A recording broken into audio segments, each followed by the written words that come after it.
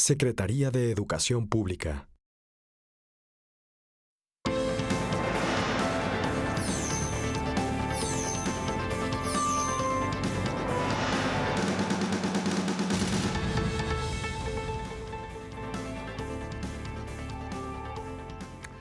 ¿Qué tal? ¿Cómo le va? ¿Cómo le va? Qué bueno que está con nosotros. Gracias. Bienvenido a una emisión más de Mesa Cuadrada. Me da mucho gusto saludarle. Soy Enrique Lascano y le saludo como siempre en nombre de todos mis compañeros de este equipo de trabajo. Hoy con un tema muy interesante. Mire usted, recién apenas hace un par de días el Pleno de la Cámara de Diputados aprobó con 404 votos a favor, 1 en contra, el dictamen de proyecto de decreto por el que se expide la Ley de Educación Naval, cuyo objetivo es normar la instrucción pública que imparte la Secretaría de Marina Armada de México, a través de la Universidad Naval en sus diversos niveles. Hoy, para hablar sobre este tema, bueno, nos acompaña siempre, ya sabe usted, los de casa. Vero Ortiz, ¿cómo estás? ¿Qué tal? Muy bien, Enrique. Pepe Ureña, ¿cómo estás? Buenas noches. Javier Oliva, ¿cómo estás? Muy bien, muy contento de estar con ustedes en Mesa Cuadrada vía remota desde Cuernavaca. Ya no, estábamos pensando que estabas desde Londres y Sí. Resulta Ya que lo no, que está aquí repatriamos. cerquita. Ya lo repatriamos al doctor Javier Oliva. Se portó mal y por eso lo repatriamos. Bueno, y nos acompaña nuestro invitado de esta ocasión, el doctor Ulises Corona Ramírez. Él es asesor de la Comisión de Marina, licenciado y maestro en Administración Pública con mención honorífica por la UNAM, maestro en Derecho Constitucional, doctor, maestro con mención honorífica, doctor en Derecho Constitucional, con infinidad de diplomados, ha sido un académico muy destacado, analista y bueno, pues asesor de la Comisión de Marina Armada de México. Y nos da mucho gusto tenerlo en este espacio. Doctor, gracias por acompañarnos. Muy buenos días, gracias por invitarme. Buenos días. No. Buenos días a todos ustedes. Pues quizá habríamos de iniciar por preguntar qué es, Pepe. Claro. ¿Qué es? A ver, sí, ¿cómo está? A ver, se crea Ley. la Ley de Educación Naval. ¿Cómo estaba trabajando hasta ahora el sistema de formación de marinos, por una parte, y por la otra, qué autoridad los vigilaba? Siempre ha sido la SEP como segunda pregunta, pero no estaban coordinados, no había unidad, no había cohesión. Incluso me parece que no había identidad en los planes, proyectos y programas que la Armada de México tenía en sus diversos sistemas educativos. Por un lado estaba la Escuela Heroica Naval Militar, por otro ingenieros, por otro médicos navales. Y lo que hace la ley es darle precisamente coordinación en una rectoría, unidad en sus planes, en su currícula y sobre todo manteniendo honor, deber, lealtad y patriotismo a su formación educativa, que han sido los valores que la Armada de México siempre ha manifestado. Claro, yo no soy marino, por ti seré, dijera la canción. Y esto me parece sensacional porque la educación me parece que es fundamental para el sistema político mexicano, para la sociedad. Y más cuando la educación tiene que ver, con el profesionalismo de las Fuerzas Armadas. Claro. Y no estoy hablando del profesionalismo desde el punto de vista bélico, sino del profesionalismo desde el punto de vista de la profesionalización Académico. de sus cuerpos, de sus Académico, sí, exactamente. Es. No, a mí me parece muy interesante, y quizá para los que no estemos tan familiarizados justamente con lo que es la educación naval o la que se imparte por parte de la Marina. Hay una universidad naval y me gustaría justamente preguntarte, Ulises, ¿qué son esas carreras que se imparten por parte de la Universidad Naval y qué otras, digamos, también están a disposición de quien quiera seguir alguna profesión? Y yo te comentaba, por ejemplo, de que quienes estudian Derecho, y ahora nos dirás tú si esa carrera se imparte en la Universidad Naval o no, o qué opciones tienen justamente para seguir esta formación profesional. Precisamente la ley articula la educación media, superior, incluso profesional, a nivel doctorados, que ya se imparten en las universidades, tanto públicas y particularmente, en este caso, en el Centro de Estudios Sociales Navales, el Centro de Estudios Superiores Navales, el CESNAVA. Y sí, cualquier persona puede ingresar al sistema educativo naval, se le da su equivalente en grado militar, licenciados, maestros, doctores. ¿Cuál es el requisito? Por supuesto, amar a la patria, amar al país, jurar bandera, adiestrarse, hacer suya la doctrina naval, los derechos humanos, la equidad de género y los valores que antes mencionaba. Por supuesto, requisitos como la estatura, la edad. Requerimientos físicos. Sí. Así es, que creo que Eso son para ingresarse a la- básicos y obvios. Y la Armada de México, por supuesto, el Ejército Mexicano también les da un equivalente. Por ejemplo, si un ciudadano con una licenciatura, quizás un par de diplomados o una maestría, o la simple licenciatura quiere incorporarse, se da de alta en las Fuerzas Armadas. Y por supuesto que las Fuerzas Armadas requieren, lo he visto, muchos profesionales, muchos mexicanos, hombres y mujeres. Sí, por cierto, profesionistas. cada día hay más. Por cierto, cada día hay más. Sí. Me llamó mucho la atención en el último desfile de septiembre pasado, de las fechas patrias, pues cómo las fuerzas militares tienen otra observación, tienen otra percepción la ciudadanía para con ellos. Me parece que los más aplaudidos fueron los marinos, los soldados, la perrita Frida, Sí. y creo que eso me Los parece rescatistas. sensacional porque eso está en el ánimo de la gente de manera reciente. Así es. Doctor, ¿qué va a cambiar con la ley? Es decir, ¿qué va a cambiar, por ejemplo, para los estudiantes? En la ley le dicen los discentes. Al respecto de ellos, por supuesto, van a tener una coordinación en una rectoría. Se les respetan sus derechos como discentes, estudiantiles, se les va dando su nivel de formativo en términos de planes, de proyectos. La programación va a ser unificada y coordinada en una rectoría. Pero sobre todo me parece que se les respeta más su grado de estudiantes de las Fuerzas Armadas. Yo creo que es importante porque, por ejemplo, el gran orgullo que tiene el UNAM es sus docentes y sus discentes, sus alumnos y sus profesores. El gran orgullo que tiene casi cualquier universidad está en sus fuerzas humanas, que son las que alimentan a esas instituciones. Sí, claro. Y cuando se les da la categoría de que hay una ley que les abriga, que les protege, que les da pertenencia, es una gran salvedad. Hace rato hablabas, Ulises, sobre el ejército. Javier Oliva es un experto en esas cosas, seguramente él abundará sobre el tema, pero ¿cómo está la formación académica universitaria del ejército? ¿Y por qué no se integraron en una misma ley con reconocimiento? Porque, por ejemplo, el ejército tiene profesionistas pero muy prestigiados en licenciaturas, medicina Sí, claro. es una cosa impresionante, Médicos así militares, es. claro. Tenemos Ingenieros. el mejor cardiólogo considerado de México es militar. Muy bien. Militar, así es. ¿Por qué no se hizo eso? Qué buena pregunta. En un principio, el ejército, y esto nos lo va a explicar en su momento el doctor Javier Oliva, conformó su ley de educación militar. Ahora le corresponde a la Armada de México, a la Secretaría de Marina, conformar su educación naval. Me parece que el planteamiento del José Ureña es perfecto y atinado. Sí se requiere una mayor coordinación que institucionalice la formación militar de las dos fuerzas armadas más importantes y fundamentales del país. Creo que esa es una muy buena observación.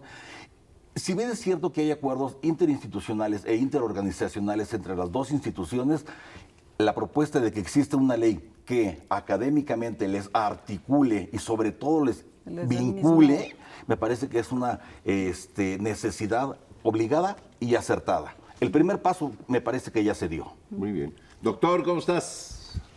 Muy bien, muchas gracias. Yo creo que me parece que se han dicho cosas aquí de las que tú eres un gran conocedor.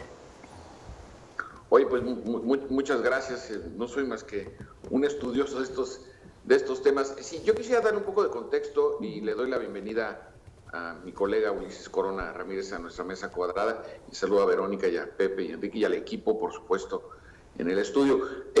Lo primero que hay que señalar es que la ley de educación naval, luego de algunos foros que se realizaron en la propia Cámara de Diputados, en donde tuve la oportunidad de participar, lo que tratan, como apuntaba el doctor Corona, es de organizar y sistematizar. Recordemos también que este sexenio, una de sus principales contribuciones en términos de las reformas estructurales fue precisamente la reforma educativa. Entonces, claramente esta reforma que se le está haciendo al sistema educativo naval esté inscrita en este gran proyecto que es la reforma educativa. Dicho esto, también es importante señalar que la Armada de México ha observado cambios muy importantes a lo largo de esta administración. Ya en su momento el almirante secretario Francisco Vidal Soberón Sanz, cuando anunció que las 108 capitanías de puerto pasaban a ser responsabilidad de la Armada de México, esto implicó transformaciones muy importantes. Por ejemplo, el Centro de Estudios Superiores Navales abrió un doctorado en administración portuaria, dadas las exigencias que estaba implicando para la Armada de México esta nueva responsabilidad. Y también por el otro lado, pues es indudable que en la situación de incertidumbre jurídica que han tenido las Fuerzas Armadas desde hace varios años, no solo en esta administración, sino la afonía, como yo la he llamado, del Poder Legislativo en la discusión de la Ley de Seguridad Interior, de alguna forma esta ley, la Ley de Educación Naval, trata, insisto, de organizar los esfuerzos institucionales que hace una de las 3 Fuerzas Armadas de nuestro país, en este caso la Armada. De tal manera, Enrique, compañeros de la mesa cuadrada, esto tiene me parece una connotación muy relevante, en tanto que ha sido de las pocas leyes que el Poder Legislativo, esperemos que pase sin problemas en el Senado de la República, ha sido de las pocas leyes que sí han prosperado en beneficio de las Fuerzas Armadas, y hablar en favor de las Fuerzas Armadas es hablar en beneficio de la democracia y el desarrollo del país. Yo hasta aquí dejaría mi primer comentario, Enrique. Muy bien. Doctor, ¿cómo se da esta relación, digamos, académica, ¿no?, en otros países con el tema de las Fuerzas Armadas? Existen universidades, por supuesto, que dependen de las propias instituciones armadas. Revisamos para la elaboración de esta ley casos como el de Estados Unidos, como el de Colombia, Brasil, Argentina, España, el Reino Unido también. Y tratamos de hacer una ley que empatara, por supuesto, una doctrina netamente nacional. Todas las leyes, desde mi punto de vista, empezando por la propia Constitución, tienen un bagaje histórico, doctrinal, por supuesto cultural y a lo mejor hasta antropológico, y esta no escapa de esta premisa.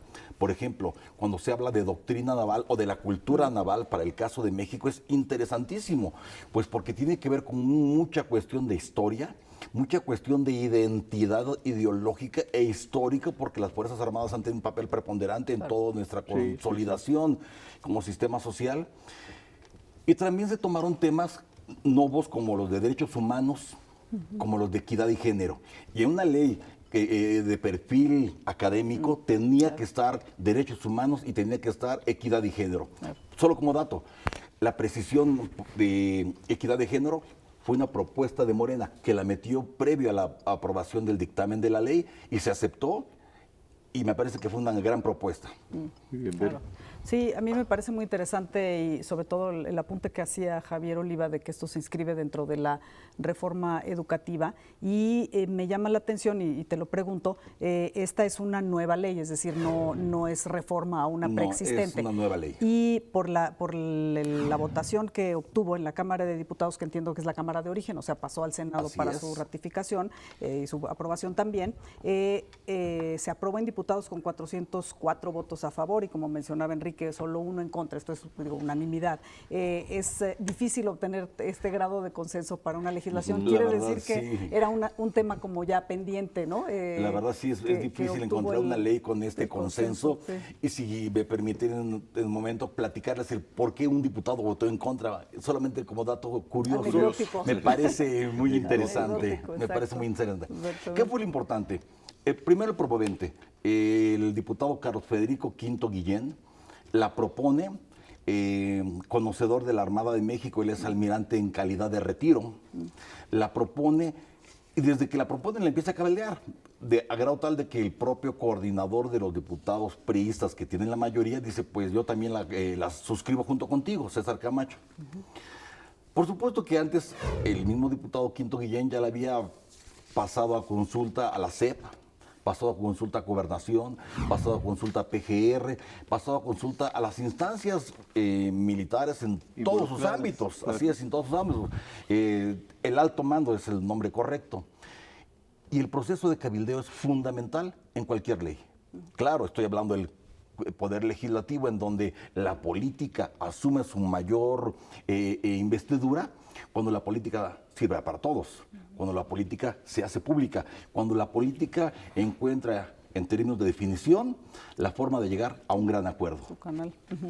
Y se empezó a negociar y hubo propuestas en esta ley del PRD, hubo propuestas del PAN, hubo propuestas de Movimiento Ciudadano, hubo propuestas del grupo parlamentario de Morena. Y una gran apertura, me parece incluso hasta ideológica, y por supuesto con mucha paciencia, aceptó, yo además soy un asesor, aceptó todas esas propuestas y se fueron incorporando y le dieron forma. Por eso es que se aprobó con esta mayoría. Y el voto disidente fue un diputado de Morena que, yo opino lo siguiente, esto es a riesgo personal. Morena tiene que cumplir un papel en la Cámara de Diputados, ser un papel de oposición. Y muchas veces lo cumple bien y otras veces no lo hace, en mi punto de vista, como lo debiera hacer. Es decir, con argumentos claros, puntuales, sólidos, precisos, exactos, desde luego abiertos y consensuales. Él quería incorporar en esta ley algunos elementos de las escuelas náuticas, que por cierto, dependen de la Secretaría de Comunicaciones y Transportes y que su sistema educativo depende directamente de CEP. Y vincular algo que por naturaleza no es similar, las escuelas náuticas con el sistema educativo naval, era un contrasentido, en términos, vamos, ¿no? todo lo que está en el agua. Claro, sí, claro, esa es la mejor definición. Claro. ¿Qué entendíamos que entender por escuela náutica? Son las escuelas que nutren a las empresas náuticas que están en el país, que pasan por los mares del país, en donde los capitanes de altura son los que nutren a este tipo de instituciones. Bueno, no todo lo que esté en el agua. Así es. Y la investidura de la Secretaría de Marina Armada de México es pues una instancia, sí, armada de la Secretaría de Marina, que tiene que ver, primero, con la defensa de la soberanía y la seguridad nacional, pero también con apoyo a la sociedad en temas de desastre, pero también a impulsar el fortalecimiento del Estado de Derecho de nuestro país, pero también, híjoles, No, tiene razón, doctor. Digo, si alguien pensara, no, pues metamos la fauna marina también Pues sí, ahí, también, porque pues, no sí. tiene nada que ver. Digo, exacto, es otro tema. es cierto, Claro, ¿no? es lo que Apenas mucha gente con pensaba, manzanas, sí, claro. es lo que mucha gente Ya pensaba. nos quedó más claro. ¿Me permite una pausa? Por doctor? favor. Vamos a un corte, si nos lo permite usted. Doctor Oliva, regresamos contigo. Esto es Mesa Cuadrada. Volvemos, no se vayan.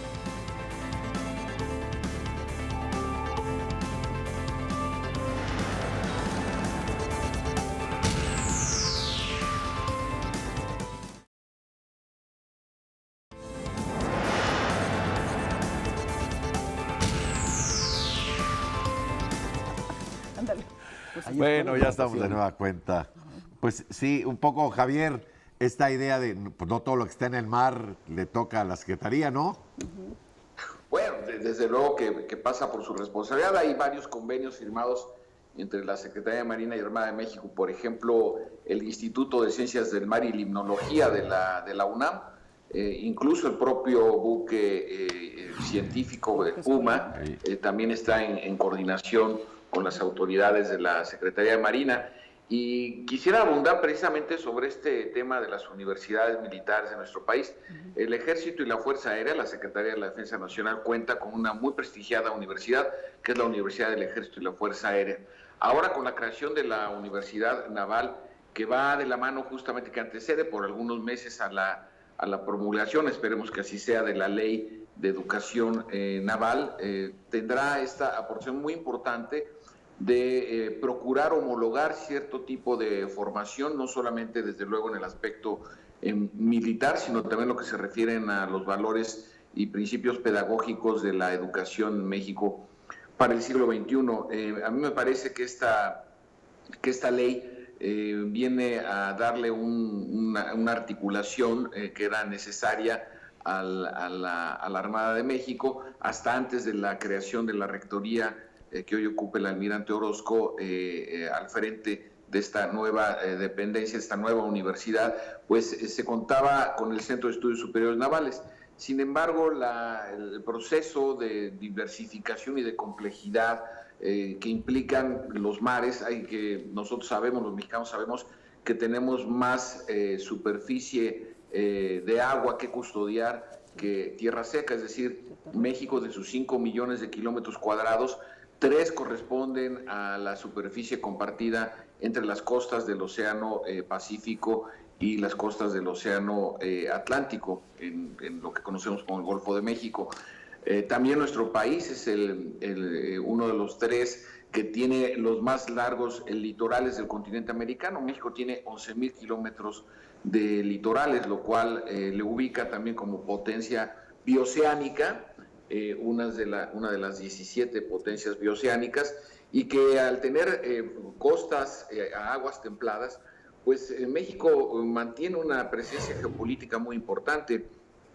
Enrique, simplemente recordemos lo que fue la NAO de China, en donde desde las mercancías que se embarcaban en el lejano oriente, desde las Islas Filipinas, que tienen ese nombre dado en honor al rey Felipe II, llegaban las mercancías a Acapulco, se embarcaban, pasaban por el centro de nuestro país y se volvían a embarcar junto con mercancías mexicanas en el puerto de Veracruz, y de ahí partían a Europa. Entonces, toda esta tradición naval de la que ya se hablaba hace un momento en el primer segmento es retomada no solo en el sentido de una ley, sino del espíritu que implica el fortalecimiento de nuestra identidad nacional en un contexto tan cambiante como el que estamos viviendo, y esto viene a fortalecer estos principios de identidad. Si nosotros pensamos en otras universidades de peso o institutos de educación, en este caso públicos, de peso muy importante como el Politécnico Nacional, cuyo lema es la técnica al servicio de la patria, o la propia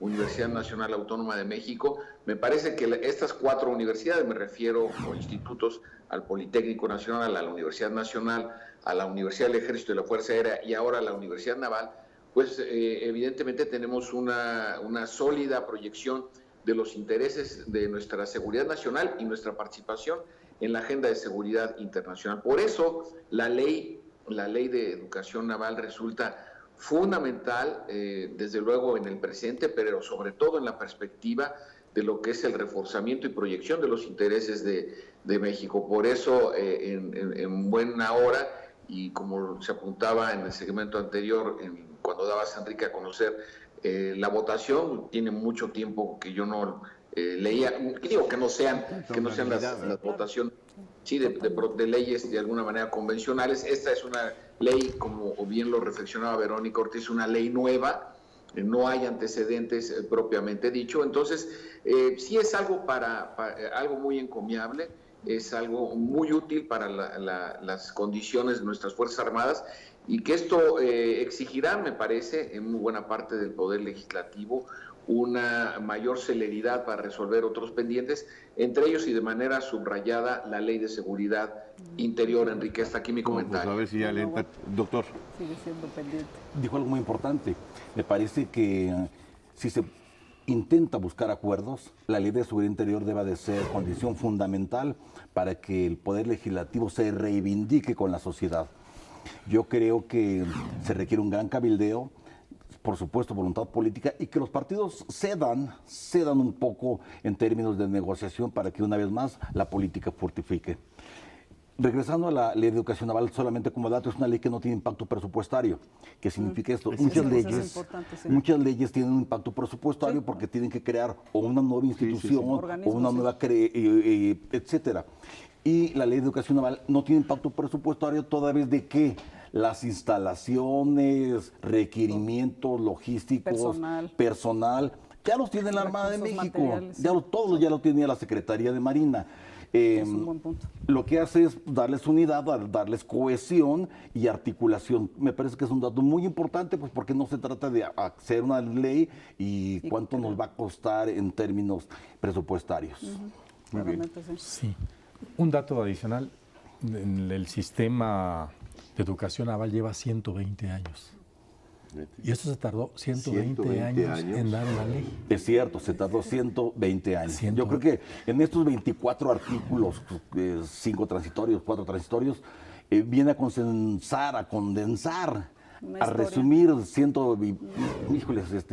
muchos años en donde la Armada de México, teniendo presencia en la invasión de los Estados Unidos para con México, en todas las veces que se ha echado a andar el plan Marina, es la primera vez que hay cohesión, unidad, pertenencia, identidad, que son fundamentales. Insisto, se siguen manteniendo los valores de honor, deber, lealtad y patriotismo. Muy bien, Vero. Bueno, sí, a mí me gustaría hacer un último comentario porque decía muy bien Ulises que el gran activo y además a lo largo de 120 años de existencia, ¿no?, de la educación naval, pues son tanto los estudiantes como los académicos, ¿no? Y qué duda cabe al escuchar a Javier y decir que él ha sido un académico, ¿no?, y que ha impartido justamente cátedra en educación en la Marina.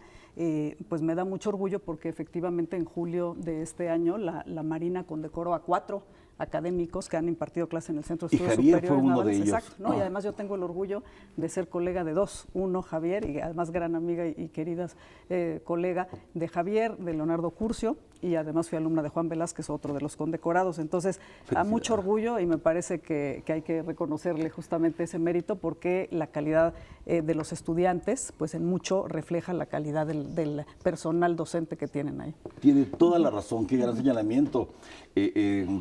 Te faltó solamente uno, Emilio sí, Bizarretea, así que es, también que no es lo- un exacto. extraordinario académico, da clases también en ciencias Es políticas correcto. del UNAM, al igual que Javier Oliva, bueno, y me parece que con esto la Armada de México abriga a sus docentes, y cuando la UNAM, para el caso de su servidor, cuando el SNAV, en este caso de sus académicos, abraza a sus docentes, la fusión es en beneficio de los alumnos. Claro, Doctor, en este minuto que nos queda, ¿qué sigue en términos del proceso parlamentario, de la Llega ruta al crítica Senado, el Senado parlamentaria? la turna comisiones, la Comisión de Marina del Senado hace un dictamen, espero que sea en sentido favorable. afirmativo, lo regresa al Pleno y el Pleno lo vota y se pasa al Ejecutivo para que lo Promulgación. signe y al día siguiente pueda ser promulgado. Que es importante que no se envicie con el Frente Democrático que está en Cámara de Diputados, que está en Cámara de Senadores y que quieran chantajearlo a cambio de dádivas, etcétera, etcétera. Y finalmente, gracias por invitarme. Me siento muy honrado, muy halagado de tener una persona que algunas veces he tenido el honor que me entreviste, el señor Lascano. Verónica, brillante mujer. Y gracias, muchas gracias por invitarme. José Ureña lo conozco desde hace muchos años atrás y es un honor estar, nunca a tu altura, pero por lo menos un poquito más abajo. Sí. Bueno, cara a cara. Y solamente Face para el to face. público. En la mesa cuadrada. Y solamente para el público. Compartiendo la El mesa artículo cuadrada. 3º constitucional dice una cosa muy interesante. Dice que la educación que imparte el Estado, la Federación y los municipios deberá de brindar lo más importante. Educación. Sí, la educación, pero sobre todo el amor a la patria. Sí, claro. Y sin ser marino, apenas conociendo un poquito Se contagió. estos bares, Pues me claro. consta que la Armada de México tiene mucho que decir cuando de Sí, amor sin duda. a la patria se trata. Doctor Corona, un privilegio. No, ni me digan, yo estoy para servirles. Muchas gracias. Gracias, Javier. Siga usted disfrutando allá del clima morelense. No, pues muchas gracias por acá, los esperamos. Y un último comentario sobre lo que, primero darle las gracias a Verónica por la mención a la condecoración de que fui objeto junto con mis colegas Emilio Bizarretea, Juan Velázquez y Leonardo Curcio, pero quisiera retomar el planteamiento de Pepe Ureña de que pues más de un siglo para llegar a la concreción de esta ley. Me parece que por eso es muy importante seguirla estudiando y desearle que llegue, literalmente que llegue a buen puerto en el Senado de la República. Muchas gracias, Enrique. Gracias, Javier. Vero. Gracias. Buenas noches, un gusto. Gracias, Luis. Hasta pronto. Es tan amable la ley que ojalá Sí. no haya obstáculos en el Senado.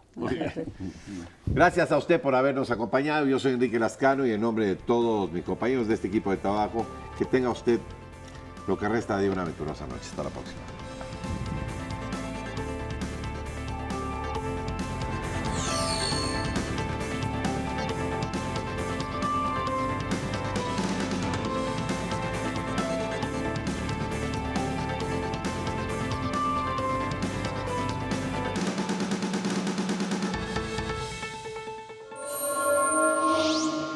Secretaría de Educación Pública.